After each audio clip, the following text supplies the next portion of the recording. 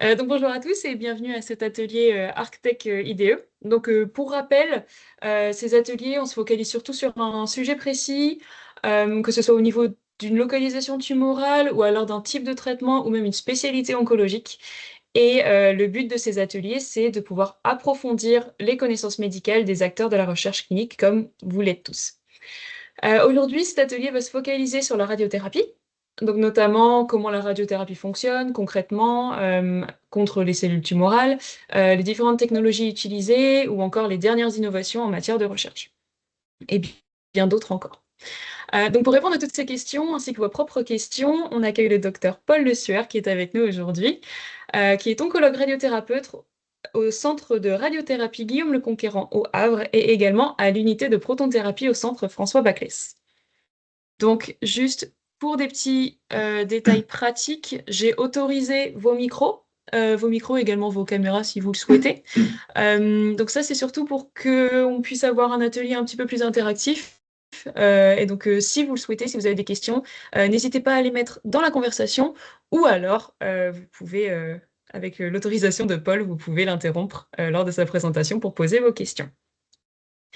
Donc, je pense on est une bonne trentaine, on est pas mal. Paul, si tu veux te présenter ou si tu veux commencer, je te laisse la main. Bonjour à tous. Merci de m'avoir proposé de faire cette présentation. Je suis assez impliqué en recherche clinique, donc je suis content de faire ça dans le monde des arcs et des techs.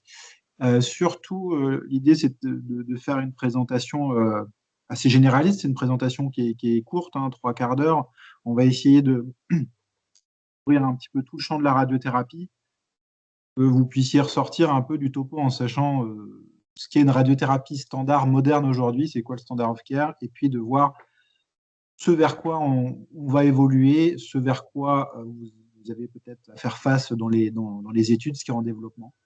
Donc voilà, on en a pour une grosse demi-heure. Surtout, vous m'interrompez, il ne faut pas hésiter, hein, histoire de casser la monotonie de mon discours. Je vais essayer de ne pas être monotone, mais bon, parfois ça peut être long, donc n'hésitez pas à m'interrompre. Est-ce que c'est OK pour le diaporama? C'est tout bon? Poppy, c'est OK? Là, pour l'instant, on voit pas. Ah, alors attends, pourquoi? Ah oui, tu avais dû reprendre la main peut-être. Tac. Tu refais la manip de partager, ça devrait le faire. C'est bon pour vous? Yes, OK, parfait.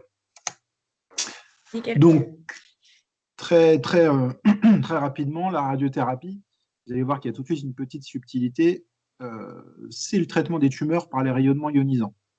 C'est la définition la plus simple, mais il faut savoir qu'on ne traite pas que des tumeurs cancéreuses dans un service de radiothérapie. On traite aussi des tumeurs bénignes, des méningiomes, des adénomes hypophysaires, tout ça, ça peut vous parler. Mais on traite aussi parfois, c'est assez peu répandu en France, mais ça l'est énormément, par exemple en Allemagne, tout ce qui est pathologie inflammatoire, une épine calcanéenne, des ossifications sur des prothèses de hanche, etc. Il y a des gros bénéfices dans ces pathologies-là, mais c'est assez peu répandu en France.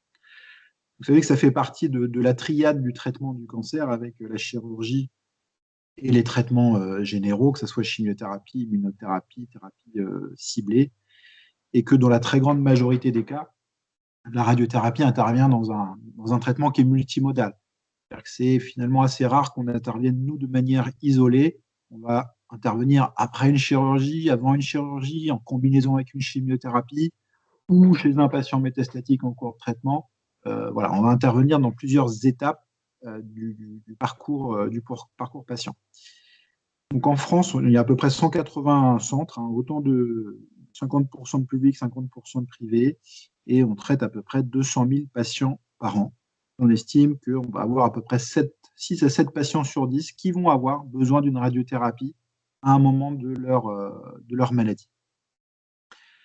Alors, le job de radiothérapeute, il est souvent un petit peu obscur parce que vous y mettez, je pense, moins souvent les pieds. On a l'impression que c'est quelque chose de très technique, mais vous allez voir que c'est aussi très clinique. Ce que je dis souvent, moi, aux étudiants, comment je dois résumer mon job, le job du radiothérapeute de notre mission, c'est traiter le cancer en conservant l'organe et la fonction. Et c'est, je pense, une grosse différence avec le concept de chirurgie. Il faut vraiment imaginer que nous, on va certes léser une partie de l'organe, mais on ne va jamais avoir une ablation complète de l'organe. Et notre mission aussi, c'est de délivrer, si on doit tout généraliser en une grande phrase, c'est de délivrer précisément possible, le plus rapidement possible, la dose minimale efficace, d'accord? C'est-à-dire que même si on sait que techniquement on peut délivrer une dose plus importante, on va toujours chercher la dose minimale efficace.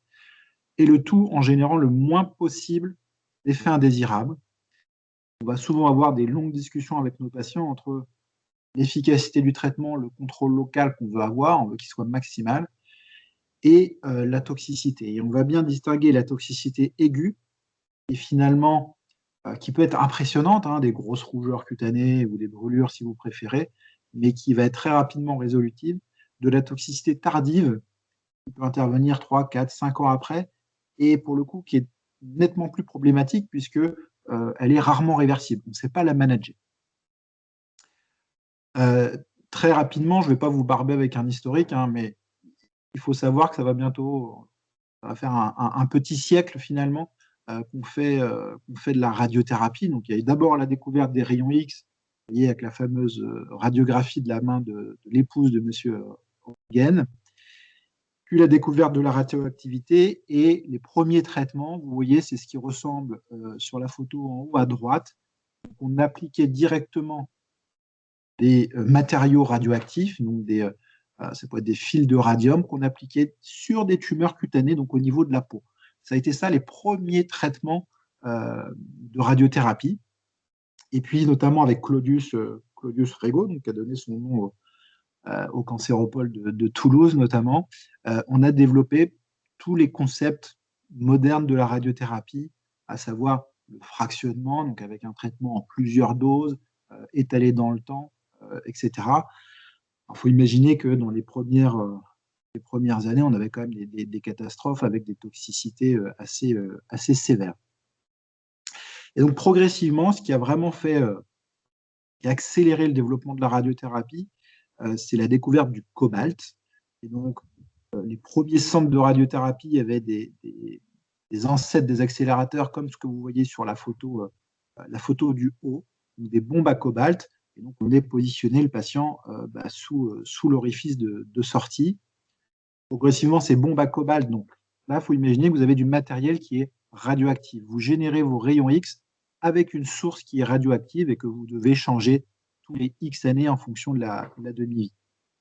Donc, progressivement, on a modernisé ces bombes à cobalt. On avait des machines, comme vous voyez en bas, de télécobalt thérapie. Vous voyez que ça commence déjà à ressembler un petit peu aux machines d'aujourd'hui. Et ce qui a vraiment fait exploser la radiothérapie, c'est l'arrivée des accélérateurs linéaires de particules. Cette fois-ci, on va accélérer les électrons progressivement. On va venir projeter sur une cible métallique, généralement en tungstène, ce qui va venir générer nos rayons X, nos photons.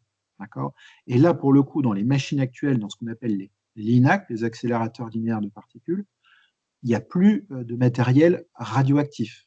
C'est-à-dire que c'est un accélérateur, c'est comme vous le branchez sur une prise électrique, il marche, ou vous retirez la prise électrique, il n'y a plus de risque particulier. Pas de matériel radioactif. Et quand un patient est irradié, il n'est pas radioactif. Les seules pièces qui sont un petit peu radioactives, c'est en fin de vie de l'accélérateur, quand on doit démonter les plombs, etc., de protection. Il y a des pièces qui sont activées, mais très faiblement. On les conserve en général pendant X années avant de les emmener en destruction. Donc, aujourd'hui, des machines de radiothérapie, ça ressemble à peu près à ça. Vous devez tous avoir dans vos centres ou dans les endroits où vous travaillez ce profil de machine. Il y a 4-5 grands constructeurs dans le monde. Les deux plus grands sont Variant avec le TrueBeam et l'Alcyon. C'est les machines, je pense, les plus vendues aujourd'hui en France. Vous avez Accuray avec le CyberKnife tout en bas, sur ce bras robotisé, et puis la tomothérapie ou Radixact. Et puis il y a Elekta avec les Versa. Donc, peu importe les marques, voilà aujourd'hui à quoi ressemble une machine moderne. Alors, c'est quoi les grands concepts de la radiothérapie? Tout repose sur la radiobiologie et on va avoir trois grands critères qui sont hyper importants pour nous. La première chose, c'est la dose totale. Quand on doit décrire notre traitement, quand on doit rapporter notre traitement, on va toujours décrire la dose totale qu'on a délivrée avec une unité de grandeur qui est le Gray. Donc un Gray, c'est 1 joule par kilo.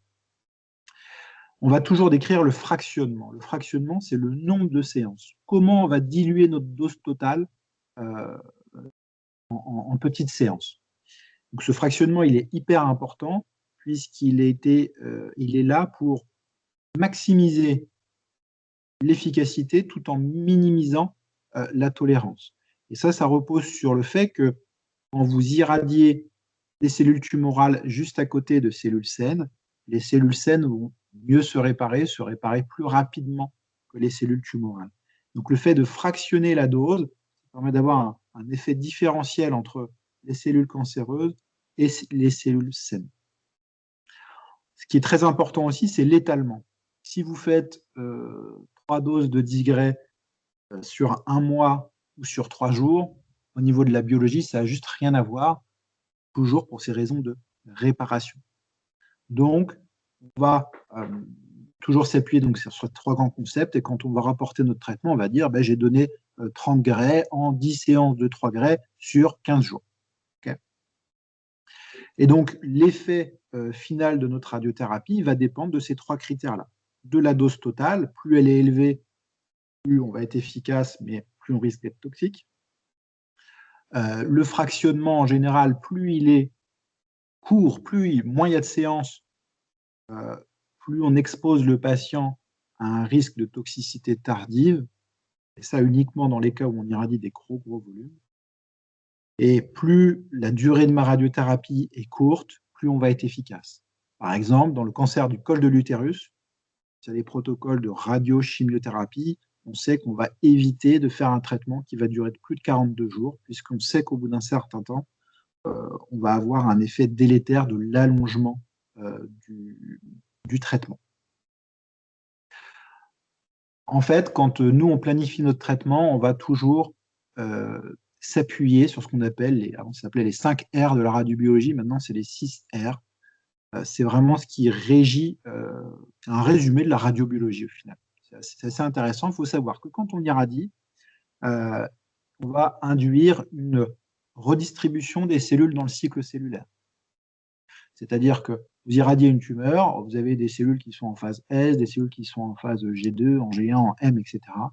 Et le fait d'irradier, ça va nous permettre de synchroniser les tumeurs plutôt dans des phases radiosensibles du cycle, et à savoir la phase G2M. Donc le fait de fractionner, de faire plusieurs séances, les unes à la suite des autres, sur plusieurs jours, progressivement, on synchronise de plus en plus de cellules et on va être de plus en plus efficace. Donc le concept de réparation, je vous en ai parlé, on laisse du temps, au moins 6 heures entre 2 séances pour laisser le temps au tissu sain de se réparer. L'effet de repopulation, c'est l'effet qui consiste à dire qu'en fait, à partir de la 3e, 4e semaine, vous allez avoir un espèce d'effet un petit peu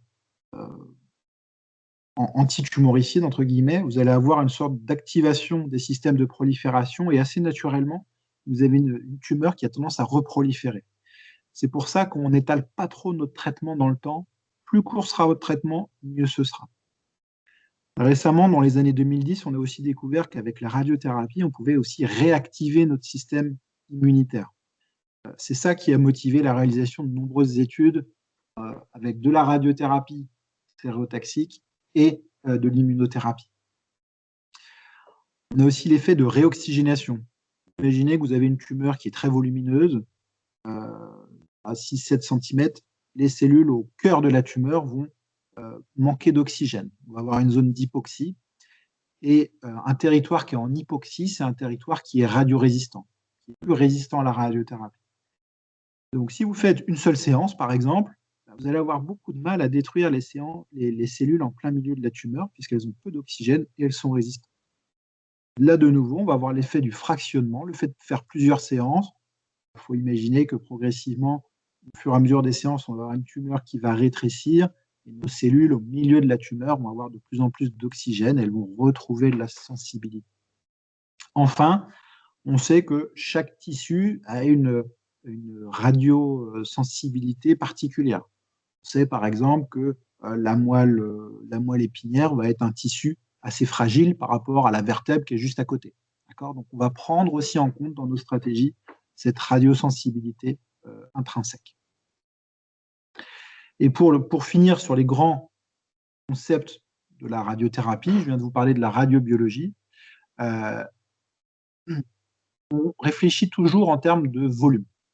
Et donc ça, vous avez dû le voir quand vous rentrez les CRF ou quand vous coursez les médecins pour essayer de récupérer ces informations-là. On a 4 grands volumes en radiothérapie. Vous avez le GTV. Le GTV, c'est ce qu'on voit. C'est-à-dire, c'est ce qu'on est capable de palper. C'est par exemple une masse dans le sein. C'est le GTV. On le voit. Si je fais un scanner, une IRM, je le vois. On voit qu'il y a une boule. Le CTV, c'est un volume qui est très anatomique. Il va forcément inclure le GTV. Tout ça, c'est des volumes concentriques. Donc le GTV, c'est ce qu'on voit. Le CTV en jaune, c'est toute la zone où on estime qu'il peut y avoir de l'infiltration microscopique. Si je prends l'exemple du cancer du sein, le CTV, ça va être tout le sein, et puis parfois les aires ganglionnaires au niveau du creux claviculaire, au niveau axillaire, de la chaîne mammaire interne, etc. Vous avez la notion d'ITV, on ne l'a pas dans tous les dossiers, mais en stéréotaxie, on l'a souvent. L'ITV, c'est la zone dans laquelle va bouger votre CTV. D'accord? C'est la composante qui correspond au mouvement. Et enfin, le PTV, c'est la marge qui va permettre d'absorber toutes les erreurs potentielles qu'on peut faire au cours du traitement. C'est-à-dire un patient qui bouge un peu plus pendant sa séance, un patient qui est installé, qu'on n'arrive pas à installer parfaitement comme au moment du scanner de simulation. C'est un patient, c'est par exemple quand le médecin a une incertitude dans son contourage pour déterminer la tumeur, parfois on peut avoir un doute, voilà, ça va absorber toutes ces incertitudes-là et aussi les incertitudes de la machine. Voilà pour les grands concepts. Alors, qu'est-ce qu'on a comme type de radiothérapie? Aujourd'hui, dans tous les centres, vous avez 7 premières radiothérapies. La radiothérapie conformationnelle 3D. 3D, pourquoi? Parce qu'on planifie sur un scanner. On fait tout ça aujourd'hui dans les pays développés. Vous avez un scanner. On détermine nos volumes cibles, GTV, CTV, PTV sur ce scanner, et on va faire une dosimétrie. Et donc, finalement, ici, vous voyez qu'on a un volume cible au milieu qui est la prostate, qui a plutôt une forme ovoïde. En radiothérapie conformationnelle 3D, il faut imaginer que si on a un rond à traiter, on va faire une dose carrée. On ne sait pas faire autrement. C'est vraiment une radiothérapie assez basique, rapide à délivrer, souvent 2 à 4 faisceaux au maximum. Et aujourd'hui, on ne va l'utiliser que pour des irradiations palliatives, l'irradiation du cerveau en totalité, une irradiation d'un métastase, par exemple, d'un humérus ou d'un fémur. On va utiliser cette technique dans des zones où on a peu d'organes à risque pour des patients qui vont être fragiles. C'est une technique qui est rapide, qui est peu coûteuse, qui est efficace, à condition qu'on ne regarde pas trop la toxicité sur le long terme. C'est aussi l'une des techniques de référence pour le coup pour le cancer du sein, parce que le sein étant un organe très superficiel, on peut se permettre de faire des faisceaux qui frôlent le patient assez tangentiel. Et dans ces cas-là, on va certes avoir une sorte de couloir de dose, mais cette dose, elle va être dans l'air, si vous préférez. La deuxième grande technique, c'est l'IMRT. Ça, aujourd'hui, c'est le standard. Ça veut dire que c'est votre technique de référence. On va avoir plus de 80% de nos traitements aujourd'hui qui sont faits en modulation d'intensité. Toutes les machines aujourd'hui sont des traitements en modulation d'intensité. Voire vous avez même des machines qui ne font que de la modulation d'intensité, qui ne font plus la radiothérapie conformationnelle. L'intérêt de l'IMRT, ça s'est développé grâce à l'informatique, en fait, à des systèmes de planification inverse, c'est-à-dire que on va demander au système, on va lui dire je veux telle dose sur ma cible, je veux pas plus de telle dose, telle dose, telle dose sur tel organe à risque. Et le système va travailler, c'est ce qu'on appelle donc la planification inverse, va travailler pour essayer de nous proposer une solution. Et donc, on va essayer de trouver des artifices encore pour pousser le système à nous délivrer la meilleure dosimétrie possible. Et mécaniquement, c'est rendu possible par un MLC, c'est ce que vous voyez, c'est l'image en haut. C'est ces petites lames qui vont permettre de modifier l'intensité du faisceau. Donc c'est ça ce qui va permettre de sculpter la dose sur le volume cible. Et donc l'IMRT, ça a permis de protéger beaucoup mieux les organes à risque. On n'a pas guéri plus de malades avec l'IMRT, un peu quand même dans la prostate, mais ça nous a surtout permis de limiter les effets indésirables. Par exemple, dans les études de phase 3 randomisées, on a montré qu'en ORL, nos patients ils avaient beaucoup plus de salive après une irradiation en IMRT qu'en radiothérapie conformationnelle 3D. En gynécologie, pour l'endomètre, le col, on a montré qu'il y avait moins de troubles digestifs après la radiothérapie. Et enfin, pour les cancers de la prostate, l'IMRT, ça a permis de limiter la toxicité, notamment au niveau du rectum et de la vessie, mais aussi et surtout d'augmenter la dose dans la prostate. Et on sait que pour le cancer de la prostate, plus vous mettez de la dose, meilleur sera votre contrôle biochimique. Dans les cancers du poumon, l'IMRT a montré qu'on divisait par 3 le risque de pneumopathie radique. Donc les pneumopathies radiques, c'est ces inflammations du poumon qui surviennent après une radiothérapie. Donc là, cette fois-ci, on a une cible ronde. On va réussir à mouler la dose sur le volume cible. On appuie un carré de dose pour un. Alors, cette technique d'IMRT, elle marche, elle est utile. Vous voyez qu'on est plus précis puisqu'on va mouler notre dose sur la cible. Ça marche à condition qu'on soit certain de positionner notre patient exactement comme ce qu'on avait prévu. Parce que si vous délivrez une dose très très précise, mais vous n'êtes pas certain de comment est positionné votre patient, votre dose sera toujours aussi précise, mais vous allez taper à côté. D'accord? Donc, vous faites une IMRT forcément sur votre machine. Vous avez un système d'imagerie embarqué. Et le plus fréquent, c'est le CBCT. Le CBCT, c'est un scanner un peu comme celui que vous passez chez votre dentiste. Ça donne une imagerie 3D. Et en fait, on va venir superposer notre scanner de simulation à notre CBCT du jour fait sur la machine. Et donc on superpose les deux images. Ça va nous donner, donc ça c'est une étape, il y a un premier recalage automatique, il peut y avoir un ajustement manuel. Donc on va recaler sur l'os, mais aussi sur les tissus mous. Et donc on va avoir des petits décalages. Est-ce qu'il faut faire une translation de 2 mm, une autre translation de 3 mm vers les pieds, une rotation de 2 degrés, etc. pour installer notre patient de la manière la plus proche possible qu'au moment du scanner de simulation. L'IGRT, c'est un système d'imagerie qui permet de positionner votre patient très précisément, ce qui vous autorise à faire de la modulation d'intensité finalement. Donc l'IGRT, ça s'applique vraiment pour tout. Patient curatif, palliatif, tout type de tumeur, on a une IGRT. Alors, un exemple de... la vidéo est un peu vieille, mais vous allez reconnaître ça. Voilà comment se déroule une séance de manière très classique. Vous avez installé votre patient, vous lui avez fixé ses moyens de contention. Là, donc c'est un patient qui est traité pour une tumeur de la tête et du cou.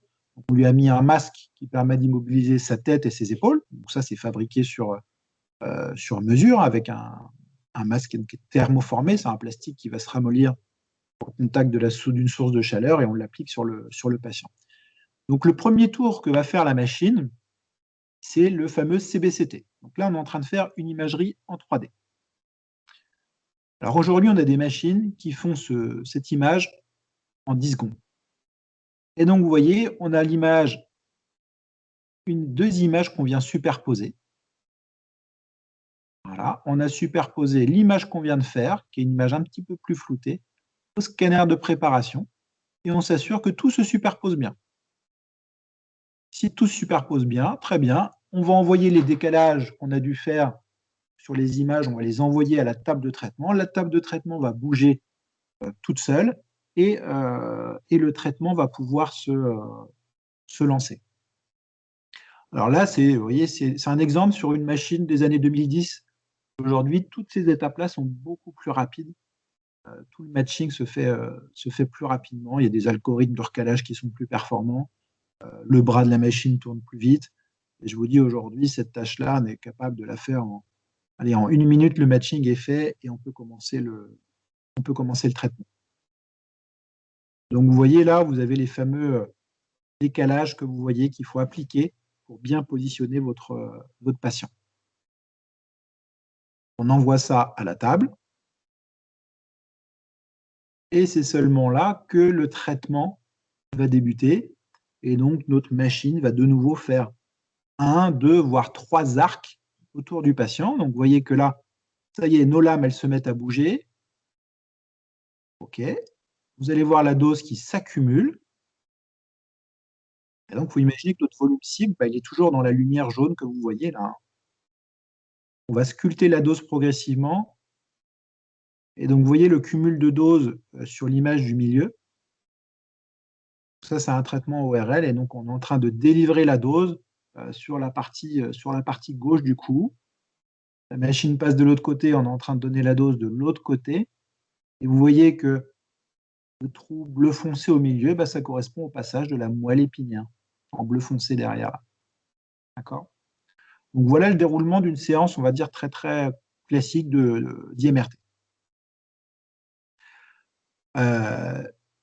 Troisième grande technique, et c'est celle qui prend un essor extrêmement important, puisqu'aujourd'hui, c'est au moins 30% des traitements délivrés en centre de radiothérapie. C'est ce qu'on appelle la radiothérapie stéréotaxique. Stéréotaxique, stricto sensu, ça veut juste dire que vous avez un système de repositionnement qui est très précis, qui permet de repositionner votre patient millimètre près, en général d'assurer le suivi du patient en cours de la séance. Puisqu'on est très très précis, ça va nous permettre de diminuer nos fameuses marges. Vous savez, tout à l'heure, je vous ai parlé du PTV, qui était le système de marge qui permettait d'absorber toutes les incertitudes. Ça va nous permettre de diminuer ces marges de PTV. Donc, on va irradier moins de tissu sain et on va se permettre de taper plus fort, de donner des plus grandes doses par séance. D'accord ? Donc, plutôt que de donner des séances de 2 Gray, qui est la dose standard, on va donner des séances de 6 Gray, 10 Gray, 15 Gray, 20 Gray, voire 30 Gray. D'accord ? Et ça va nous permettre ça nous a ouvert un champ de traitement assez énorme. Généralement, on va traiter des tumeurs petite taille, très bien localisées, qu'on arrive bien à contourer sur un scanner. On délivre des doses tellement élevées que le taux de contrôle local est très proche des 100%, et on a un taux de toxicité qui est très faible. Alors, on peut avoir des toxicités gravissimes, des toxicités mortelles, mais le taux de toxicité de grade 3-4 est clairement moins de 10%, moins de 5%. Qu'est-ce qu'on va... Voilà, vous voyez, vous avez un exemple ici sur un cerveau. Vous voyez, on est capable de traiter 3 petites métastases dans le cerveau. Donc là, il faut imaginer que c'est des métastases qui font 5, 6, 7 mm. Et vous voyez, on en traite 3 sur le même plan et on ne met pas de dose entre les différents nodules. D'accord ? C'est le traitement de référence des métastases cérébrales quand elles sont en nombre limité, des cancers du poumon de stade localisé, donc on est un challenger ou une alternative à la chirurgie. Pareil pour les hépatocarcinomes dans le foie, les métastases osseuses, les métastases surrénaliennes. On occupe une place de plus en plus importante dans les maladies oligométastatiques, c'est-à-dire que c'est le patient qui a un cancer avec généralement moins, ça dépend en fonction des organes, mais moins de 5 métastases. On peut être amené à traiter toutes les métastases par radiothérapie stéréotaxique et de, en quelque sorte, se remettre dans une situation de maladie locale parce qu'on a traité les métastases à distance avec des doses ablatives. On traite des cancers du rein, on traite des cancers de la prostate à faible risque. Ça va devenir le standard du traitement des cancers de la prostate. Donc, il faut imaginer que des patients qui ont été traités en 38-40 séances de grève vont se retrouver à être traités en 5 séances de rayon, un jour sur 2. C'est quand même une révolution pour l'organisation des services de radiothérapie, pour le confort du patient. C'est aussi une révolution en termes d'économie de la santé, bien sûr. Dernière chose, donc,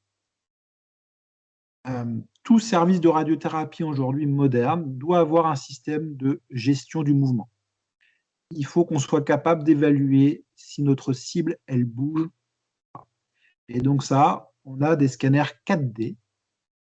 Il y a différents systèmes. Le plus fréquent, c'est qu'on va poser un petit boîtier sur la poitrine de notre patient. Ce boîtier, il va bouger avec les mouvements respiratoires et on va faire des images du patient. Donc, ça va être un scanner qui va être assez lent. On va faire des images du patient à chaque phase du cycle respiratoire. On décompose en général en fait la courbe qui monte et qui descend. Enfin, on va découper en 10 phases et on va avoir une image pour chacune de ces phases. D'accord ? Le patient voit comment il respire également. Et donc ça, vous voyez, ça va nous permettre d'avoir des images presque comme des films. C'est ce que vous voyez à gauche. Voilà. Vous voyez toute l'anatomie du patient, là, tout le poumon qui bouge. Donc ça va nous permettre de préciser la zone de déplacement du nodule pour qu'on traite bien l'intégralité de la zone. Donc en fonction du mouvement, on peut faire différents choix. On peut se dire, j'ai un nodule, s'il bouge énormément, par exemple, si vous êtes proche de la coupole diaphragmatique, vous pouvez avoir des nodules qui bougent de 2 cm. Donc soit vous faites le choix de traiter le nodule sur toute la zone où il se déplace, et ça veut dire que vous allez, peut-être que pour un nodule de 5 mm, vous allez traiter 3 cm de poumon parce que le nodule bouge dans toute cette zone. Ça, c'est la technique de l'ITV. Je traite toute la zone où se déplace mon nodule. Okay. Vous pouvez avoir d'autres stratégies. Si le patient est capable de bloquer sa respiration, on va lui demander de bloquer sa respiration. Et pour ça, on a les systèmes qui vont nous permettre de tirer uniquement quand le patient il est en inspiration, maximum de son inspiration. D'accord ? Donc la gestion du volume, c'est hyper important. C'est ça qui nous a permis aussi d'adapter nos doses. Enfin, dernière technique, je vous en parle très peu, c'est pour moi mon domaine, la curithérapie. Donc je parle pour la région Normandie, le seul centre, c'est le centre François Baclès à Caen. Et puis dans le Nord, il y a quand même pas mal de centres à Lille, et je pense qu'à Amiens aussi, il y a de la curithérapie.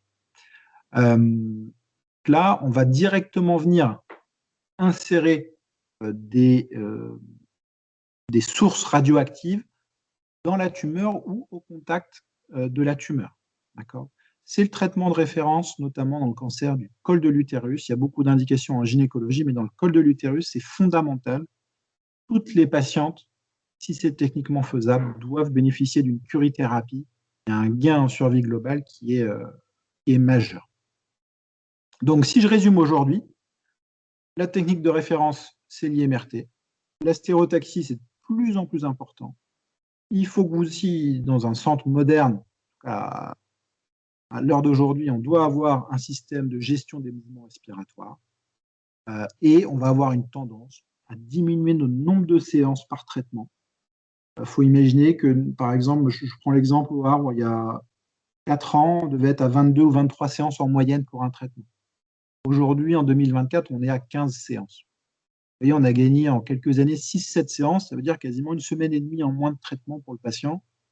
C'est 7-8 déplacements en moins, etc. Donc voilà, vous avez maintenant un peu en tête, c'est quoi la base. Alors, quels sont les développements ? On n'aura pas le temps de tout aborder, mais je vais vous montrer ce qui se développe aujourd'hui. La première chose, et ça vous commencez à en avoir dans la plupart des centres, c'est un système de contrôle surfacique, c'est ce qu'on appelle SGRT, Surface Guided Radiotherapy. C'est-à-dire que plutôt que de prépositionner notre patient sur les fameux points de tatouage qu'on a fait à la peau, on faisait des points sur les côtés et un point au milieu, là on va réussir, quand notre patient a fait son scanner de simulation, on va en quelque sorte extraire son enveloppe corporelle, toute sa surface, et chaque jour, on va venir installer le patient dans cette surface corporelle. Donc, on va avoir des systèmes de caméras que vous voyez ici dans le plafond qui vont détecter la surface corporelle du patient. Et chaque jour, vous voyez, on va venir caler le patient, et même le patient va venir il va participer, il va venir se caler dans ses contours, et on va suivre au cours du traitement la surface corporelle du patient. Par exemple, vous imaginez que là, vous traitez un cancer du sein, imaginons que la patiente tousse ou d'un coup elle baille, elle fait une grande inspiration, le système va se couper parce qu'il ne détecte plus la surface qu'il était censé détecter. Ces systèmes-là, ça va aussi nous permettre de faire tout ce qui est inspiration bloquée. Vous savez que quand on a un cancer du sein gauche, on essaie de demander à la patiente d'inspirer le plus profondément possible. Vous gonflez vos poumons. Vous allez avoir du poumon qui va venir s'intercaler un peu entre le cœur et le sein gauche de la patiente, et on va protéger les structures cardiaques pour éviter les complications cardiovasculaires 15-20 ans après. D'accord. Ça, aujourd'hui, dans la plupart des centres, on commence à avoir des systèmes. Certains centres ne sont pas complètement équipés, mais ça devient vraiment la référence. Et ça peut aussi éviter de faire des radios, des fois un peu inutiles, pour positionner notre patient. Deuxième chose, l'IRM-LINAC. L'IRM-LINAC, ça fait depuis la toute fin des années 2010 qu'on a les premières machines, je dirais 2018-19. Cette fois-ci, on va combiner un accélérateur linéaire de particules, comme je vous en ai parlé tout à l'heure, et on va venir lui coupler un IRM. Alors techniquement, c'est assez compliqué à mettre en œuvre, puisqu'il faut imaginer que vous devez accélérer des électrons qui sont des particules chargées, et vous avez une IRM qui est une sorte d'énorme aimant. Donc vous avez des particules chargées et un aimant, en général, ça ne fait pas bon ménage, mais voilà, il y a eu cette prouesse technologique de pouvoir mettre en place ces accélérateurs-là. Aujourd'hui, dans l'interrégion, la seule machine en fonction est à Lille, au centre Oscar Lambret. Et un peu plus loin, après, c'est à Rennes, au centre Eugène Marquis. Alors, le gros avantage, c'est que vous avez un moyen de positionnement qui est plus irradiant. Vous pouvez faire de l'imagerie en direct, vous voyez vos patients bouger. Et ça va nous permettre notamment de mieux cibler tout ce qui est les zones anatomiques difficiles à voir au scanner. Le foie, le pancréas, toutes ces zones-là anatomiques, on va vraiment bien les détecter avec l'IRM-LINAC. Ça peut nous éviter d'avoir à implanter des grains d'or. Aujourd'hui, si vous n'avez pas d'IRM-LINAC, par exemple, si vous voulez faire une radiothérapie du foie, vous n'êtes pas capable de, avec votre CBCT, vous n'êtes pas capable de repérer un nodule dans le foie. On va venir insérer des grains d'or à proximité de la tumeur. Les grains d'or, on va bien les voir et en fait, on va se cibler sur les grains d'or qui vont refléter la position de la tumeur. Et c'est un geste invasif, c'est comme une biopsie, etc. Avec l'IRM-LINAC, vous n'avez pas besoin. Vous avez là l'exemple d'une séance. Donc, il y a aussi tout ce système d'antennes. Alors, attention, on va retomber sur un système chez des patients qui vont être claustrophobes. C'est pas hyper à l'aise. Vous voyez que l'anneau, il est quand même pas hyper large. Et donc là, on va faire une IRM qui va nous permettre de suivre vraiment le déplacement de notre tumeur et on va pouvoir déclencher le faisceau de traitement uniquement quand la tumeur elle est dans la zone qu'on a souhaité initialement. On fait une sorte de gating. Vous voyez là, l'image qu'on a, vous voyez que ça bouge en direct. Vous voyez le cœur qui bat ici. Et vous voyez, on traite la tumeur qui est entourée en rouge et le faisceau va se déclencher uniquement quand la tumeur qui est cerclée en rouge rentre dans notre zone cible qui est en jaune. Donc là, le patient, en fait, il a bloqué sa respiration. On tire, et vous allez voir que quand le cercle rouge va sortir du jaune, automatiquement, la machine va se couper et on va passer en beam off. Vous voyez, hop, on est sorti, on est repassé en beam off. Donc ça, c'est vraiment, c'est quand même une révolution. Aujourd'hui, il y a quelques freins. Hein. C'est 2 à 3 fois plus cher qu'un accélérateur classique, c'est-à-dire que là, on est en plus entre 7 et 9 millions d'euros. Il n'y a pas réellement de remboursement dédié pour l'instant. Donc ça freine un petit peu les installations et puis c'est des machines un petit peu plus lentes. Alors l'IRM-LINAC, vous avez compris qu'il y a le principe de l'IRM de mieux voir des choses qu'on n'arrivait pas à voir avant directement sur nos machines et ça ouvre tout le champ de la radiothérapie adaptative. Ça, c'est parce qu'on va avoir beaucoup de systèmes d'IA maintenant qu'on va venir greffer sur nos accélérateurs. Il faut imaginer qu'on est en mesure, il faut avoir le temps de le faire et les ressources humaines de le faire, mais on est capable d'adapter notre séance au jour le jour. Vous voyez par exemple sur les images en bas à gauche la position d'un utérus. Vous voyez que l'utérus il est contouré en vert là, il est contouré en violet un autre jour. En fonction de ce que vous avez mangé, de la réplétion de votre vessie, etc., votre utérus, il bouge énormément. Pour ceux qui ont eu des grossesses, voilà, vous avez bien compris que votre utérus était très, très mobile. Sauf que si vous avez fait votre scanner de préparation avec un utérus qui était dans une position donnée, et qu'à la troisième séance, votre utérus il a complètement basculé en arrière, bah, vous êtes un peu bloqué puisque ça ne ressemble plus à rien. Alors, on essaie de faire des compromis pour quand même essayer de bien traiter la zone, mais potentiellement, vous allez avoir plus d'intestins qui se retrouvent dans la zone à traiter.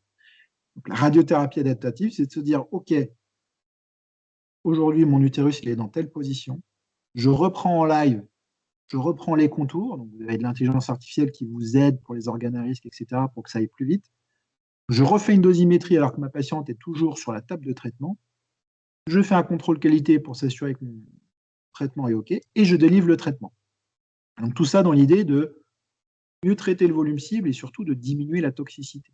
Donc, la radiothérapie adaptative, c'est peut-être l'avenir. Aujourd'hui, on n'a pas encore de niveau de preuve suffisant pour dire que c'est un standard dans les cancers. Par exemple, en ORL, on a essayé de faire de la radiothérapie adaptative et les résultats sont finalement décevants. On n'a pas amélioré notamment le taux de sécrétion salivaire.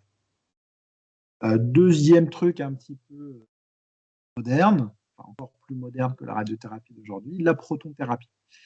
La protonthérapie, on sort du champ des rayons X, on va utiliser des protons. L'avantage des protons, c'est que, contrairement à des rayons X, le rayon X, il rentre par un côté, il va ressortir de l'autre nécessairement. Un proton, on est capable de le faire s'arrêter à une profondeur donnée. Et en général, on va le faire traverser la tumeur et le faire s'arrêter juste derrière la tumeur. Donc l'intérêt, c'est que vous allez avoir beaucoup moins de doses, entre guillemets, parasites. Vous allez mieux protéger les organes à risque autour.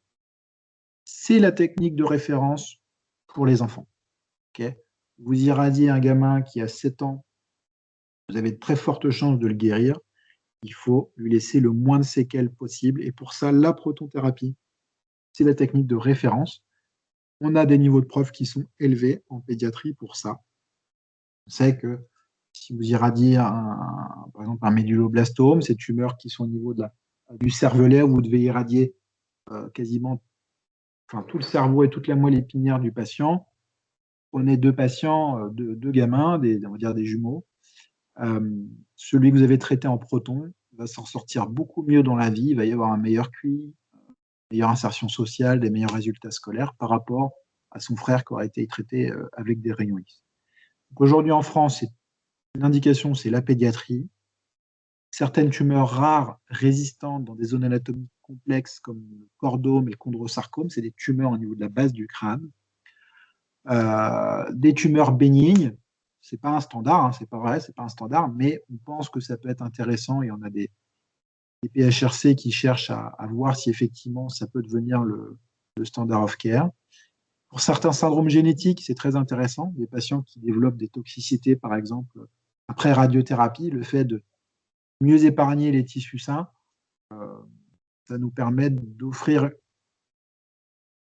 une irradiation à un patient chez qui, avec des rayons X, on n'aurait pas pu lui proposer la radiothérapie. Un peu comme Yermlina, qui a un gros frein, c'est le prix. Ça coûte très, très, très cher. Là, on est plus sur du 35 millions hors coût de maintenance. Et les coûts de maintenance sont extrêmement chers. Ce qui fait qu'on n'a que 3 machines en France, à Caen, à Orsay et à Nice.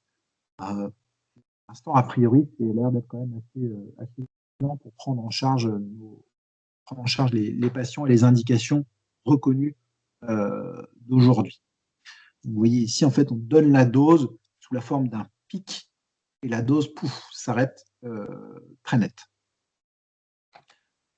Exemple, dosimétrie, vous avez en haut dosimétrie proton, en bas une dosimétrie photon. Notre volume cible, c'est le rose clair, c'était on appelle la selle turcique, c'est l'endroit où il y a l'hypophyse. Jeune patiente, petite quarantaine d'années, avec un adénome hypophysaire. Voilà la différence de dosimétrie. Là, je vous affiche même les doses faibles, très faibles. En bleu, c'est des doses de 5 Gray, 10 Gray, des doses relativement faibles, mais vous voyez qu'on protège, on met beaucoup moins de doses quand même à côté dans le cerveau, et on se dit que ces doses-là, si on peut les éviter, autant les éviter. Mais il n'y a que chez l'enfant, on a un niveau de preuve suffisant. J'arrive bientôt sur la fin. L'hadrothérapie, On est dans un domaine là encore plus rare. On n'utilise plus des protons, on va utiliser des ions, généralement des ions carbone ou des ions hélium. Des infrastructures absolument gigantesques. Vous voyez là la taille de l'individu par rapport au système qui permet de faire tourner la machine. Donc, c'est des infrastructures coûteuses. Il n'y a pas de prix de remboursement, par exemple, aujourd'hui en France, puisqu'il n'y a pas de machine en France. Le seul projet est à Caen. Donc, la machine est en construction, c'est un prototype pour la fin des années 2020. Les machines en Europe, c'est en Allemagne, à Heidelberg, qui est le centre un peu de référence quand même européen. Pavie en Italie, et puis un centre à Vienne. Le gros avantage, c'est qu'on est 2 à 3 fois plus efficace que les rayons X. Il faut imaginer que vous donnez 60 grès avec des rayons X, avec des ions carbone, vous donnez 20 grès et vous êtes équivalent. Donc, on utilise cette technique-là pour traiter des tumeurs qui soient très résistantes, pour essayer en fait de rendre curables des maladies qui ne l'étaient pas jusqu'à présent. L'expérience dans le monde, elle est essentiellement allemande et japonaise. Très difficile d'avoir des niveaux de preuve aujourd'hui, puisqu'on a très peu d'infrastructures. Donc, vous n'arrivez pas à faire des essais randomisés, etc.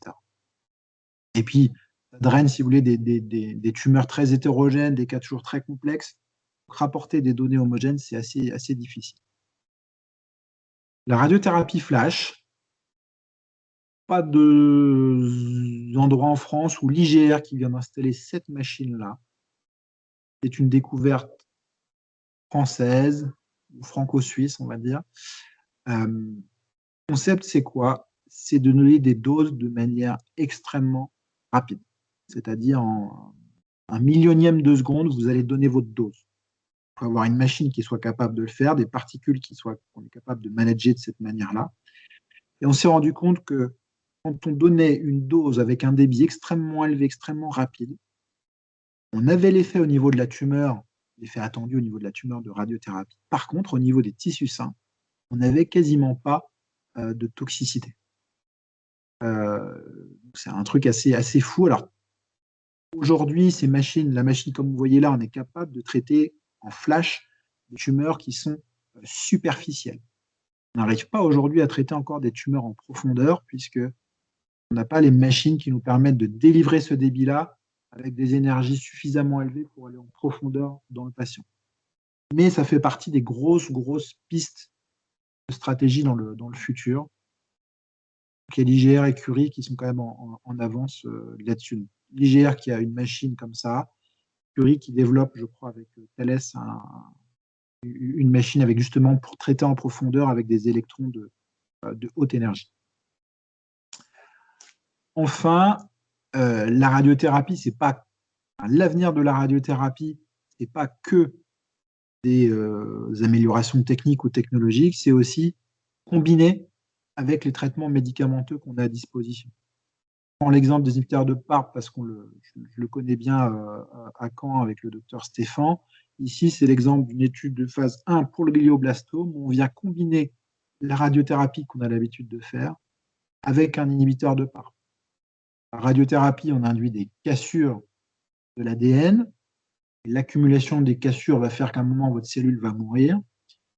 On ajoute un inhibiteur de PARP, PARP qui est une protéine qui est impliquée dans la réparation de ces cassures de l'ADN. Donc, vous avez compris le principe. Je casse de l'ADN avec ma radiothérapie. Je donne un médicament pour empêcher que ces cassures soient réparées, pour qu'il y ait plus de cassures ou des cassures plus complexes, plus de mortalité tissulaire. Donc là, on vient de publier les résultats de la phase 1 qui sont assez encourageants et la phase 2 qui s'est terminée en milieu d'année et qui devrait être publiée en l'année 2025. Pareil, dans les agents radiosensibilisants, il y a aussi les nanoparticules. Donc ça, vous avez peut-être eu aussi cette étude ouverte dans vos centres, une étude qui s'appelait NanoRad, où on venait combiner une injection de nanoparticules avec une radiothérapie pour des patients avec métastase cérébrale. Donc NanoRad, l'étude est terminée. Et à Clermont-Ferrand, il y avait l'étude nano-GBM, c'était le même concept, mais pour le glioblastome. Il faut imaginer que ces nanoparticules, elles ont un très haut numéro atomique, qui fait qu'elles sont très riches en électrons. Elles vont venir s'accumuler dans la tumeur. Et quand vous allez délivrer votre dose et que les rayons X vont venir traverser ce matériau très dense en électrons, on va venir arracher plein d'électrons et avoir des dépôts de doses très localisés, très denses dans la tumeur. D'accord. Donc ça, on attend, pour moi, il y a eu la phase 1 de nano GBM qui a été publiée, donc qui montre que c'est bien toléré. Et on attend les résultats de la phase 2 de NanoRad et nano GBM. Autre stratégie, c'est de combiner avec l'immunothérapie. On l'a fait pas mal il y a eu beaucoup d'études, je pense plutôt fin des années 2010 autour de ça. Aujourd'hui, c'est devenu, voilà, c'est tombé dans les usages, hein, on le fait de manière routinière. On sait que quand on combine, j'avais dit la radiothérapie tout à l'heure, on réactive le système immunitaire. Le fait de coupler une radiothérapie, idéalement stéréotaxique avec des fortes doses, plus une immunothérapie, on va toujours rechercher à avoir une synergie. Et donc aujourd'hui, vous avez de plus en plus de stratégies, des radiothérapies ou des radiochimiothérapies, suivies d'une immunothérapie. C'est le traitement de référence dans le cancer du poumon également avancé. Dans le cancer du col de l'utérus, c'est en train de le devenir aussi. Donc on a de plus en plus de stratégies comme celle-là. Enfin, un dernier mot sur l'intelligence artificielle, c'est à la mode et clairement, ça a déjà largement envahi nos services de radiothérapie. Il faut imaginer qu'aujourd'hui, on a quasiment l'intégralité ou plus de 80% des centres qui utilisent de l'intelligence artificielle, au moins la segmentation automatique des organes à risque. C'est-à-dire que vous faites glisser votre scanner, le système va vous contourer les parotides de la mâchoire, les yeux, les cristallins, les nerfs optiques, etc. Voire même certains volumes cibles qui sont facilement reproductibles, comme les aires ganglionnaires au niveau du cou, les aires ganglionnaires mammaires. On a de plus en plus de systèmes aussi qui permettent d'automatiser la dosimétrie. On a des systèmes qui, souvent homemade, qui permettent de développer, éviter de faire trop de contrôle qualité sur la machine, c'est-à-dire qu'on va prédire les réponses en fonction de l'informatique qu'on va utiliser, et on va utiliser moins le temps machine, donc ça nous laisse plus de temps pour faire de la clinique avec nos patients. Je vous montre un exemple très rapidement. Ça, c'est quelque chose qui a été développé là, moi, dans mon centre. Vous avez à droite dosimétrie faite ordinairement.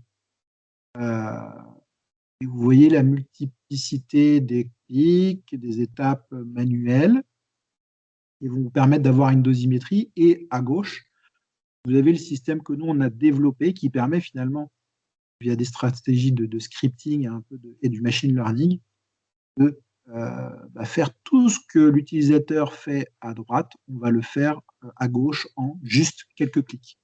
Vous voyez qu'à gauche, l'utilisateur, il est déjà plus devant son écran, hein. Il a lancé ses différents clics. Et vous allez voir qu'au final, on va gagner 5 fois plus de temps avec la stratégie d'automatisation.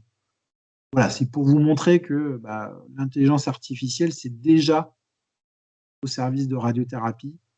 Et vous voyez même que quand on compare donc, la dosimétrie de gauche avec la dosimétrie de droite, elles sont à minima équivalentes. Vous avez la comparaison, et voire même la dosimétrie automatique est de meilleure qualité sur certains points. Donc voilà un peu la radiothérapie d'aujourd'hui, les perspectives qu'on peut avoir. C'est vraiment une discipline qui est en plein essor. Ça bouge tout le temps. Je ne sais pas si j'ai été trop long, mais il y aurait eu plein d'autres choses à aborder, mais Je pense que c'était parfait, merci beaucoup. J'imagine qu'il y a beaucoup plus de choses à aborder, à aller beaucoup plus loin dans les détails, dans toutes les différentes techniques, parce que je pense que là, vous avez seulement gratté un peu la surface de l'iceberg, je pense. oui, non, tout est très complexe. Si on veut, il faudrait presque passer 1 heure sur chaque technique pour avoir la subtilité, mais peut-être qu'en ayant la présentation, si vous allez vous balader dans vos services de radiothérapie, ça va peut-être aussi vous permettre de mieux imager ce qui s'y passe. Alors, je ne sais pas si parmi nos auditeurs, s'il y a des questions déjà qui commencent à vous trotter dans la tête, n'hésitez pas à les poser. Pour démarrer un peu, moi j'ai une petite question. Alors, c'est peut-être une question un peu basique, mais je me posais la question si le morphotype du patient, ça aurait une influence du coup sur ses résultats en radiothérapie. Est-ce que par exemple le fait qu'il y ait beaucoup de tissu adipeux ou pas, ça influe sur, sur les résultats, vu que, enfin en soi c'est tellement ciblé, est-ce que en fait ça a une influence ou pas du tout? Ça peut avoir une influence sur la modalité de traitement que tu vas choisir. Par exemple, on a différentes énergies de photons. Plus ton photon il va être énergétique, plus il va te permettre de traverser des tissus. Donc, par exemple, si effectivement tu dois traiter un cancer de la prostate avec un patient qui est obèse, effectivement, plutôt que d'utiliser des photons de 6 mégavolts, c'est l'unité, on va plutôt utiliser des photons de 10 ou 15 mégavolts. Tu vois. Ça va influencer plutôt dans ce sens-là. Après, est-ce que des patients, par exemple, obèses ou cachectiques auraient des moins bons résultats de la radiothérapie? Citer une étude, mais je pense que c'est probablement le cas, au moins chez les patients cachectiques, ça c'est quasiment sûr. Chez le patient obèse, je ne suis pas sûr. D'accord, ok. Et puis, il y a un patient qui serait très très obèse, il y a certaines techniques qu'on ne pourrait pas lui proposer non plus. Peut-être Mm. qu'une protonthérapie ne serait pas faisable parce que l'énergie va faire qu'on ne va pas réussir à aller jusqu'à la tumeur. D'accord. Et j'avais une autre question vis-à-vis de, de, de quand tu as montré les différents schémas, par exemple pour la personne qui respire et donc qui bloque ou pas. Mmh, Du coup, il y avait, euh, c'était l'ITV, il me semble, mmh, ou mmh. sinon, ou alors bloqué. Est-ce que du coup, enfin, en tant que praticien, vous allez favoriser une méthode plus qu'une autre, ou est-ce que c'est vraiment, enfin, patient dépendant, ou Eh est-ce que ben, vous avez une méthode si je prends l'exemple pour les cancers du sein, tu vois, à gauche, on essaie de tout faire en inspiration bloquée. Et en consultation, on voit que si la patiente elle est capable de tenir 20-25 secondes son inspiration bloquée, on sait que ça va rouler. Et puis après, si on prend l'exemple du nodule dans le poumon, ah, quand tu vois le patient en consultation, tu n'es pas capable de savoir, en fonction des zones anatomiques, plus tu es bas dans le poumon, plus tu sais que ça va beaucoup bouger avec le diaphragme. Ces patients-là, au moment du scanner, souvent on leur fait un scanner 4D, là où on a vraiment tout le mouvement du nodule. Si on voit que le nodule bouge beaucoup et que le patient a une respiration qui est très régulière, on sait qu'on va être capable de dire, bon, bah, je vais donner mon traitement sur les phases de 30 à 70% de mon cycle respiratoire. D'accord. Je vais exclure les phases extrêmes quand il est au sommet, etc. Et on lui demande aussi, on regarde s'il est capable de bloquer sa respiration. S'il est capable de bloquer sa respiration, on va dire une trentaine de secondes, dans ces cas-là, on va faire un scanner aussi en inspiration bloquée. Et on le traitera en inspiration bloquée. Mais ça, il faut que ce soit un patient qui soit capable de répéter plusieurs fois une inspiration bloquée de 30 secondes. Chez un patient qui a un cancer du poumon, en général, il n'a pas des poumons de folie, ça peut être un peu compliqué. Mais chez des patients, par exemple, qui ont des métastases d'un autre cancer, qui ont des poumons en bonne santé, c'est faisable. On va essayer de le privilégier parce qu'on va moins irradier nos poumons. D'accord.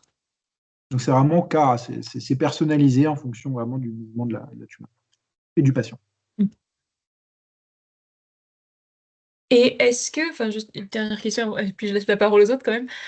Est-ce que est-ce que la survie, enfin, je veux dire, les atteintes aux organes de proximité, par exemple, est-ce que le fait de réduire, du coup, comme tu disais, maintenant avec les avancées technologiques, voilà, la radiothérapie plus moderne, on fait moins enfin, c'est moins condensé, on va dire. Est-ce que, est-ce que ça a une influence sur la survie à long terme? Est-ce que le fait d'avoir moins de séances, ça va quand même favoriser une meilleure survie à long terme des patients? Alors, généralement, dès lors que tu condenses ton traitement et que tu fais moins de séances avec des doses plus élevées par séance, Mm. c'est quasiment toujours plus efficace sur ta cible. Parce que la dose biologique que tu donnes, elle va être beaucoup plus élevée qu'un traitement étalé dans le temps. Mais donc sur le contrôle local, il faut imaginer que tu es souvent, quand tu fais cette radiothérapie-là en 4-5 séances avec des doses ablatives, entre 90 et 100% de contrôle. Hein. tu es Ouais. quasiment sûr que ton patient, la cible, tu vas la contrôler. Par contre, ça ne fait pas disparaître ton risque de métastase ou d'évolution loco-régionale. Donc parfois, effectivement, tu peux avoir la déception de dire ah, j'ai donné une dose ablative, c'était juste un nodule dans le poumon, et puis 18 mois après, tu as une évolution ganglionnaire. C'est pour ça que dans la première diapo, je disais qu'on vient quand même très très souvent s'insérer dans un traitement qui est multimodal. Mm. Et à mon avis, on pourra faire toutes les prouesses techniques qu'on voudra, technologiques, le côté multimodal, c'est souvent le plus pertinent et le plus efficace, quoi. Ouais, vraiment combiné Et ouais, avec pour d'autres. avoir le contrôle local avec ta radiothérapie, locale ou loco-régionale, et avoir le contrôle métastatique avec ton traitement systémique. Mais tu vois, par exemple, là, paradoxalement, il y a une étude qui vient de sortir dans le New England, là, c'est tu irradies ta tumeur dans le poumon, donc c'est une petite tumeur. Aujourd'hui, on la traite avec juste une radiothérapie et on l'a comparée avec cette même radiothérapie plus une immunothérapie derrière, en se disant, bah, on va avoir encore des résultats encore meilleurs et finalement, tu n'as pas de différence. Donc, tu vois, des fois, tu as des D'accord. stratégies où tu pourrais dire, oui, ça va être top, mais pour des tumeurs comme ça, que tu contrôles déjà très, très bien avec la radiothérapie, là, tu n'as pas de bénéfice supplémentaire à ajouter de l'immuno. Alors que sur des pathologies localement avancées, tu as un vrai intérêt. Donc, est-ce qu'en termes de recherche clinique, enfin les études du coup qui s'appliquent à la radiothérapie, est-ce que la majorité c'est pareil des multimodales ou est-ce que il y a quand même des études qui se focalisent uniquement sur la radiothérapie parce que ça doit être enfin, en termes de critères d'inclusion, ça doit être beaucoup plus compliqué d'inclure les patients pour avoir une radiothérapie seule, j'imagine. Ah, en fait, ouais, c'est que. Alors, tu as quelques études de stratégie de radiothérapie où tu peux comparer le nombre de séances, ou le nombre de séances, on va dire plutôt. Dès lors que tu commences à comparer des techniques, c'est faisable. Et il faut que tu sois sûr que tes techniques soient disponibles un peu partout. Tu vois, on a la problématique avec la proton. Moi, j'ai une étude randomisée. C'est compliqué, en fait. C'est compliqué de faire randomiser un traitement à Lille alors qu'il y a un des bras de traitement où le traitement sera à Caen. C'est un peu compliqué. Je trouve qu'on a assez peu d'études de radiothérapie pure. On a beaucoup d'études qui se sont un peu cassées les dents où on se compare à la chirurgie. Par exemple, dans le cancer du poumon, il y a eu un certain nombre d'études dans le monde, hein, et en fait, tu n'arrives pas à inclure parce que malheureusement, tu as tel dogme et, euh, et en RCP, bah voilà, c'est le patient, oui, s'il est en bon état, bah, il faut l'opérer. C'est ça qui reste en premier. Pour le cancer de la prostate, tu vois, c'est pareil. On a du mal à avoir ces études vraiment comparées versus chirurgie. Parce que tu rentres un petit peu dans des corporations qui vont un peu s'opposer, chacun prêche pour sa paroisse, ça peut s'entendre, mais on n'arrive pas à faire ces études-là, quoi. Ça, c'est très difficile. On n'a pas d'ailleurs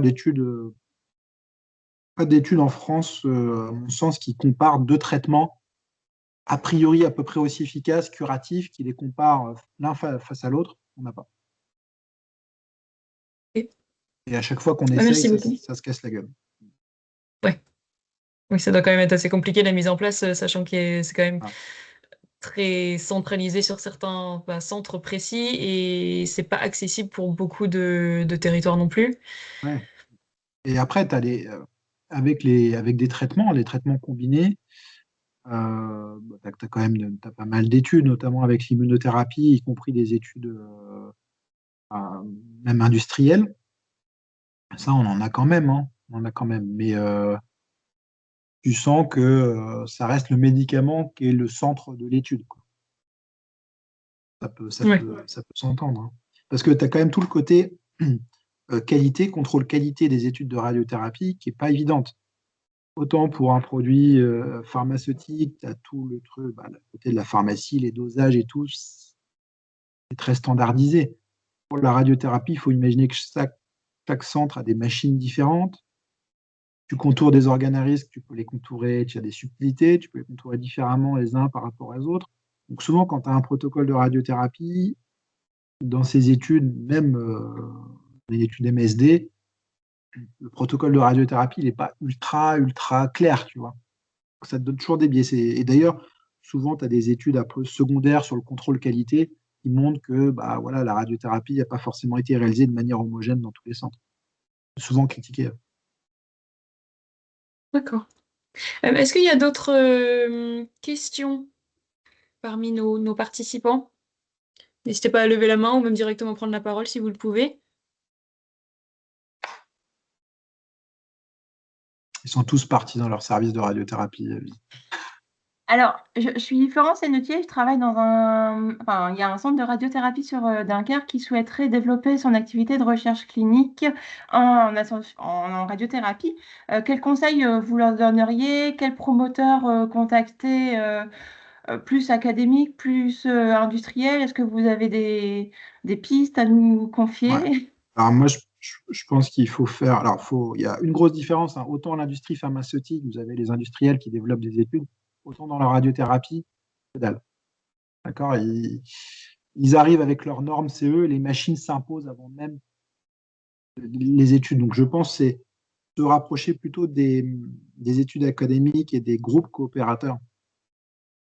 Il y a toujours moyen de dégoter quelques études assez simples et où la radiothérapie est centrale. C'est-à-dire que tu n'as pas besoin de t'appuyer sur tel autre spécialiste. Tu vois. Ouais. Pour lancer ta recherche clinique dans le domaine, je trouve que c'est pas mal. Tu vois, nous, il y a une étude qui est promue par Caen qui compare deux modalités de fractionnement en radiothérapie. Si tu as un accès pas trop compliqué à l'IRM, à Dunkerque, je sais que les traitements, vous les délivrerez de manière qui est OK, il n'y a pas de souci. Donc, ça, c'est une étude qui est facile à mettre en place. Et ça, c'est vraiment des études groupe coopérateur où il faut regarder peut-être aussi sur Archimède, regarder ce qui est ouvert. Où tu as essentiellement de la radiothérapie sans trop de traitement médicamenteux. Mais effectivement, c'est moins fréquent. Hein, moins fréquent. C'est Unicancer, Alors, Unicancer, c'est par phase. Et oui, ils peuvent avoir des études.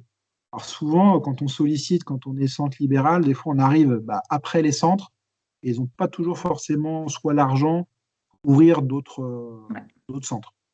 Mais quand on se positionne suffisamment tôt, ça se passe bien. Okay. Et c'est par phase. Ok, merci. En te renseignant bien, en faisant le tour, je pense que facilement, tu peux lancer 3-4 études où la radiothérapie est un peu centrale. Quoi. Et sinon, il y a toujours moyen de vous contacter par mail ou... Oui, pas de souci, pas de souci. Merci. Pas de problème. Est-ce qu'il y a d'autres questions? C'est vrai qu'on comprend bien, il y a l'heure qui défile, vous avez d'autres obligations, on comprend bien. Est-ce qu'il y a d'autres dernières questions?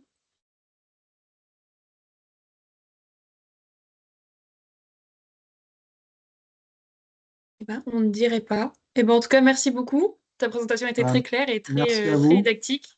C'était un plaisir d'entendre et d'apprendre tout ça. Donc, merci beaucoup. Merci à Et vous. Week-end, bon courage. merci à toi aussi. Et aussi, cette présentation, du coup, elle a été enregistrée, donc on pourra vous la retransmettre une fois qu'on aura reçu l'enregistrement. Donc, merci beaucoup. Okay, merci. Au revoir, à bientôt. Bonne journée, au revoir.